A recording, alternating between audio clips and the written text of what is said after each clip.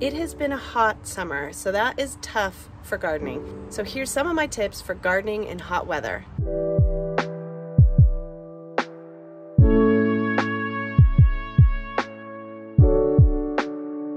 It is July 2024, and I recently read that last month was the hottest recorded year on Earth. Not great for gardeners. So here's some tips for how you can help your plants, how you can save your plants, and how to adapt to hot weather gardening. It has been hot, and when your body and your plants aren't used to that kind of heat, it can really harm plants. Sometimes they get burned far beyond repair.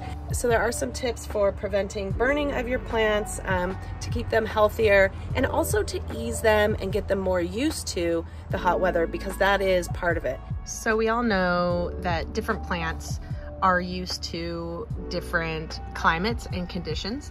And similar to humans, plants can get used to or not used to different climates, depending on what their conditions have been. So while succulents, for example, are generally considered kind of warm weather, high heat, direct sunlight plants, not all of them do very well in hot, direct sunlight. And in fact, if they haven't been adapted to it, they will easily sunburn.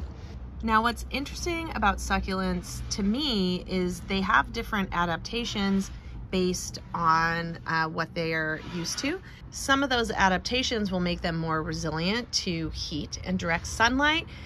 So these Graptopetalatum paraguayanese, I believe that's how they're called. They're also known as ghosties. These ones have not been in a lot of direct sunlight. They're looking a little bit green, a little bit pink because they do get some direct sun. They have this kind of creamy, dusty layer on top of the leaves. That is a little bit of a sunblock. You know, it's a natural occurring sunscreen. When succulents get more stressed, they will get more colorful, and that color, it's almost like a tan. It's almost like they're getting a base layer. And that is one way that these plants adapt to being in hotter, more direct sunlight. Here's a great example. Down here in my propagation station, this is a very shady area. Here's more of those ghosties. They're very green because they don't get a lot of direct sunlight.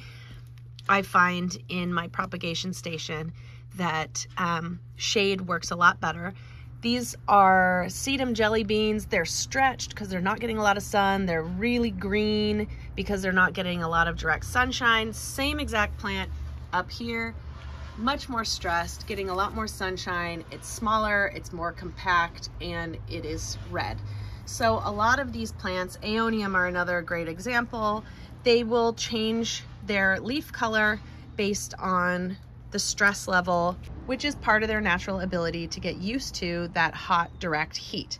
Succulents, cactus, and aloe also have these real thick, juicy leaves. This is an aloe. Up here, I have some cactus. These thick, juicy leaves are an adaptation to allow them to not have a lot of moisture. They keep their moisture in their flesh. They can really manage going through drought situations. In saying that, if you have a succulent like these down here that have been in the shade and are not used to hot, direct sunshine, these string of bananas are a great example. If I was to put these into hot, direct sunshine, they will burn. They're not used to it. So for plants, even these hot weather loving succulents, if you know there's going to be some hot, direct sunshine, very extreme temperatures, you will want to protect these plants. My biggest recommendation, if they're in pots such as this, move them into the shade. If you don't have the ability to move them, then I would invest in a shade cloth. You can get a shade cloth at almost every hardware and garden center, and that will just protect your plants. They'll still get sunshine. The shade cloth is, as it says, it's shade cloth. It's not blackout blinds. It still filters some light through, but it just protects those plants from that hot, direct sunlight. Now, part of what inspired me to make this video is we had a heat wave, and I came out to find that some of my plants had been damaged from the heat and the direct sun. I've created a separate video that focuses on repairing plants that have been heat and sun damaged. So don't lose faith if some of your plants have become heat and sun damaged. Plants are so resilient, and you usually can get them to bounce back. My next bit of advice for dealing with plants in hot weather is, if you know there's a heat wave coming up, if you have checked the weather and it's looking like it's going to be particularly hot and sunny or extra high UV index, it is worth giving your plants a really good soak, a really good water ahead of time, so that they have plenty of time to, if in the case of succulents, get the leaves really nice and full of moisture. It's going to give your plants a little bit of an extra boost ahead of the hot weather. So I'm in California. I'm mostly talking about dry weather plants such as succulents. We don't have that much humidity that we deal with. I don't have that many tropical plants. It is worth talking about tropical plants though. Here you'll see, this is where I do have some tropical plants here, such as a monstera, and this is a little philodendron. Tropical plants also love heat, but a lot of these plants they're kind of understory plants in a jungle, and they don't want a lot of hot, direct sunshine. They're gonna want, again, that bright, indirect light, and they'll probably require a little bit more water ahead of a heat wave. You're gonna wanna keep them pretty moist. I like having pots like these self-watering pots where you water the plant. You can either put the water in here. These are some really cool pots from Naked Root, which are really good. My tropicals are really happy in these. These will want to be put in the shade if you're gonna have a lot of hot, direct heat wave sun, and to give them a really good soak before the heat wave arrives, if you can. Another tip for hot weather gardening, it is worth investing in a drip irrigation system, something that maybe comes on automatically in the night or in the evening. Get that ground nice and soaked when it's dark, and so the sun and the heat cannot evaporate any water when you are watering your yard in the daytime. If you're gonna hand water, I actually recommend doing it at dusk, just as the sun is setting. In fact, in California, I believe there are even some counties that have laws about when you're allowed to water. You cannot water during the daytime because it's pointless. If you're hosing your garden down in the main part of the day, that water is going to evaporate into the air. It's not even going to help your plants. It's a complete waste of time. I actually love coming out right after sunset, everything's setting in, maybe wear some bug spray, and just giving all my plants a really good soak. That water will stay there. When I get up the next day, usually the ground is still wet. Those plants have had time to pull in that water to make them more resilient for the hot day the next day. My other recommendation about watering, when it comes to the majority of plants, sometimes when you water directly into the soil, because if you water onto the leaves, a lot of times those water droplets will stay on the leaf, and that can act almost like a magnifying glass. It intensifies the light on the leaf, and it can cause some really bad sunburn. However, if you have plants like bromeliads, another really warm weather plant, but a tropical plant, these plants, you don't water the soil for these. These plants require the water in the hole and to be directly watered into their cups.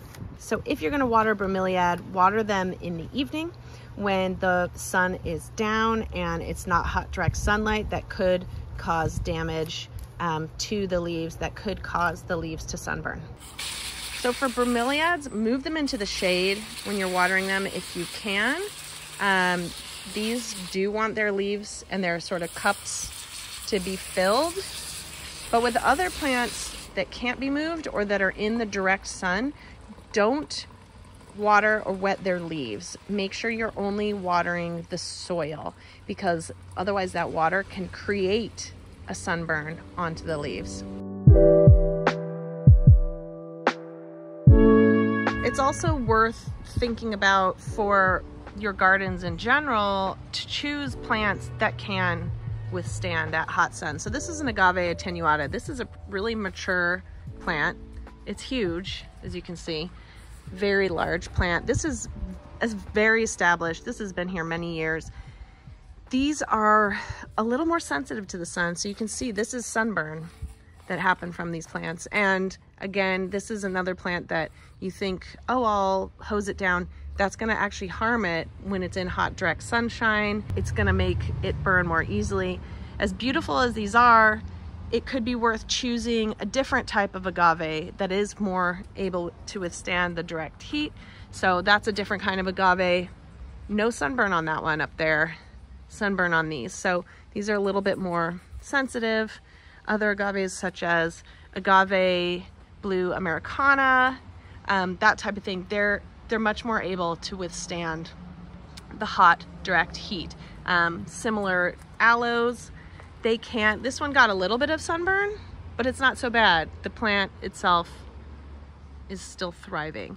I've also, in this part of my yard, I have a lot of native California plants. I got them from my local botanic garden that specializes in native plants. So I have Matilaha poppy, white sage. This is a kind of a buckwheat. There's some other ceanothus and another salvia back there. I don't even have these on irrigation. This heat is not bothering them at all. So that is another option, is to choose plants that are going to withstand this hot heat. So I only planted these in the spring. Here's another section of my yard that has a lot of native plants, and this heat has not been bothering them at all. We've got a manzanita there.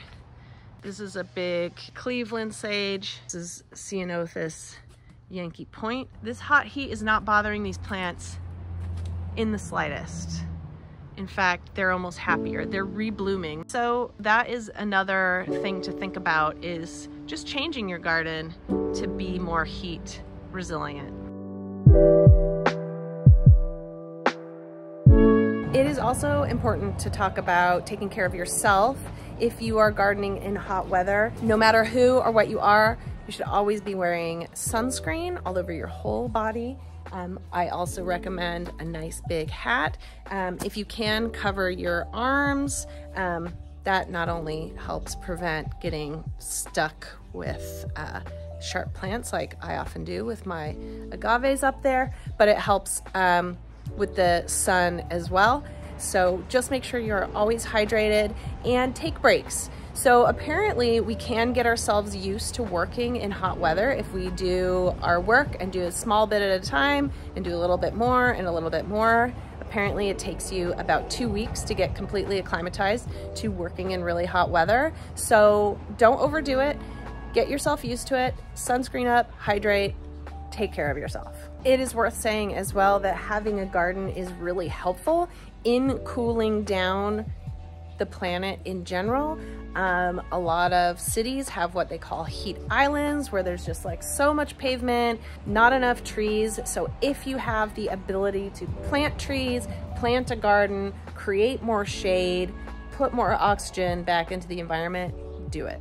So I'm supposed to wrap it up. Keep an eye on the weather. Don't get caught out like I did. If you are able to move plants into shade when it's going to be a really hot, direct sun day, do. Any plants that you think could become used to the sun, make sure you get them accustomed to be in the sun slowly but surely before you move them into the hot, direct sun. For any plants that you can't move, you can try to use a shade cloth to protect them. And if you're still in the process of choosing plants for your garden, choose plants that are going to take the hot weather a little bit better, or just be prepared to have some plants that might have a little bit of damage to their leaves.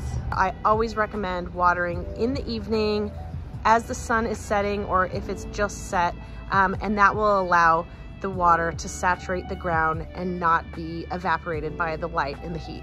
So I hope these tips have been helpful for gardening in hot weather. Good luck to you.